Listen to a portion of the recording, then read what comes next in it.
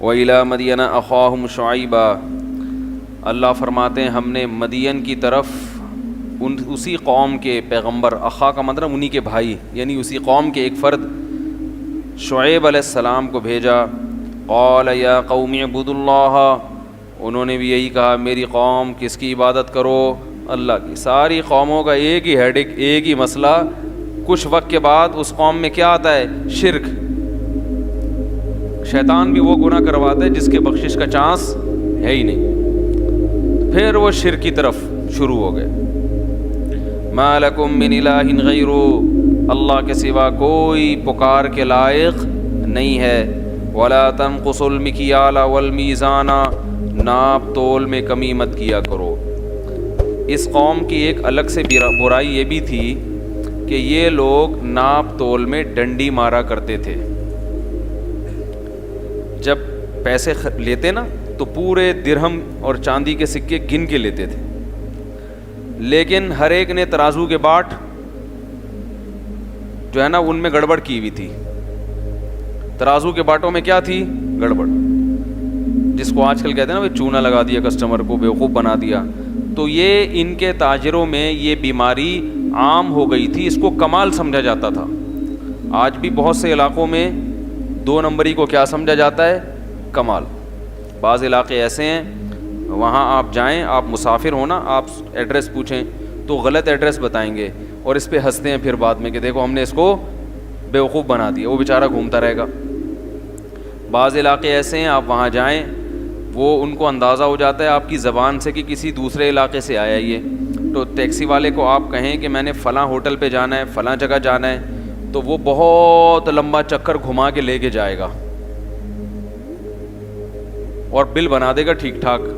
اب تو Google map وغیرہ سے یہ فراڈ تھوڑا مشکل ہو گیا ہے، لیکن پہلے بہت ہوتا تھا. اور ہوٹل والوں سے بھی ٹیکسی والے نے سیٹنگ کی ہوتی ہے کہ کوئی مسافر آئے تو میرے پاس لے کر آنا، تمہارا اس کا اتنا کمیشن ہوگا اور مسافر کو نہ چھوڑنا پھر میرا کام. یہ سب وہ حرام کاریاں ہیں جن کی طرف اس صورت میں سورہ ہود میں اشارہ کیا گیا ہے. کس کو؟ کسٹمر کو بیوقوف بنانا. تو کسٹمر کو یا انسانوں کو کسی بھی طرح سے بیوقوف بنایا جائے گا، ان کو نقصان پہنچایا جائے گا، یہ چیز اللہ کے غضب کو دعوت دیتی ہے. بہت غصہ آتا ہے اللہ کو کہ تمہارے ساتھ کوئی اگر ایسا کرے تو تمہیں غصہ آئے گا کہ نہیں آئے گا. اور ایک تو جرم، اوپر سے اس کو کمال سمجھتے ہیں، یعنی چوری اور اوپر سے سینہ زوری. تو بہت ہے، آپ بعض علاقوں میں جائیں وہاں کے تو مشہور ہیں ٹھگ. ہر آدمی دوسرے کو بیوقوف بنا رہا ہے. اب آپ یہ جو ٹریول ایجنسیاں ہیں نا جو حج اور عمرے پہ لے کے جاتی ہیں، زیادہ تر کی بات کر رہا ہوں، آپ کو یہاں سرخاب کے پر دکھائیں گے، یہ ملے گا، یہ ملے گا، یہ ملے گا. آپ نے پیسے جمع کرائے، جب آپ وہاں گئے آپ کو وہ سہولتیں نہیں مل رہی، آپ لڑتے ہیں، تو آپ کو کیا کہتے ہیں کہ حاجی کے لیے اور عمرہ کرنے والے کے لیے غصہ حرام ہے. فلا رفث ولا فسوق ولا جدال فی الحج، حج عمرے میں غصہ نہیں ہے. یہ جہنم میں انشاءاللہ الٹے لٹکے ہوئے ہوں گے. اللہ کی رحمت سے پوری امید ہے کہ تم ان لوگوں کے ساتھ زیادتی کر رہے ہو جن کو حج عمرے پہ لے کے جا رہے ہو، اور تمہیں بھی تو اللہ نے کہا ہے کہ معاملات میں 2 نمبری مت کرو. اور یاد رکھو کبھی اگر فری میں عمرہ کا کوئی پیکج آئے نا تو اللہ کا واسطہ کبھی نہ کرنا. قرآن دازی میں نام آ جاتا ہے نا فری میں، وہ کبھی وہ فری نہیں ہوتا. یہاں بھی حرام خور جھوٹ بولتے ہیں. میرا نام آ چکا ہے ایک دفعہ فری میں، تو ٹھیک ٹھاک میرا خرچہ ہو گیا تھا، ٹھیک ٹھاک. نچوڑتے ہی رہتے ہیں، اتنے پیسے رہ گئے، اتنے پیسے. بھائی فری کس بات کا ہے؟ اصل میں وہ تو بس یہ چیز فری تھی. تو کمبختوں پہلے بتاتے نا یہ چیز فری تھی، اس پہ فری کا لیبل کیوں لگایا آپ نے؟ یہ سب حرام خوریاں ہیں. کسی کا مال اس کی مکمل طیب خاطر کے بغیر آپ کے لیے لینا جائز، بولو بھائی، نہیں ہے.